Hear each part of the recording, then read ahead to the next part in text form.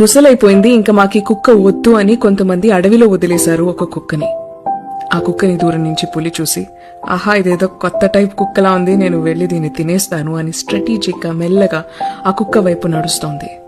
ఇది అబ్జర్వ్ చేసిన కుక్క వెంటనే లేచి ఆ ఏరియాలో క్యాషువల్ గా నడుస్తున్నట్టు నడిచి అక్కడేవో బోన్స్ లా కనిపిస్తే అవి చూస్తూ తనలో తను గట్టిగా అనింది, ఇది మొన్న తిన్న పులి తాలూకు ఎముకల్లా ఉన్నాయే అని. ఇది విన్న పులి భయపడి వెనక్కి తిరిగి వెళ్లిపోయింది.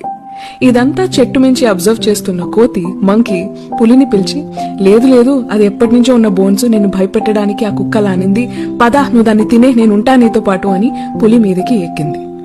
పులి మంకీ కుక్క దగ్గరికి వెళ్తున్నాయి. కుక్కకి అర్థమైపోయింది సీన్ ఏంటో.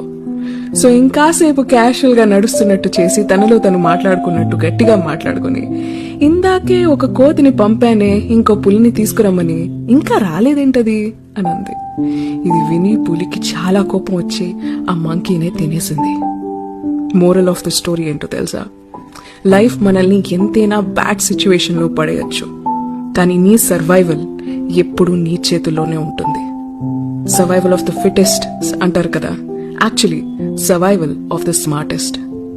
లైఫ్ మీద హోప్ ఉంటే ఎలాంటి సిచ్యువేషన్లో నుంచైనా నువ్వు బయటపడగలవు, బ్రతకగలవు. గుర్తుపెట్టుకో. చిన్న కథ నచ్చిందా?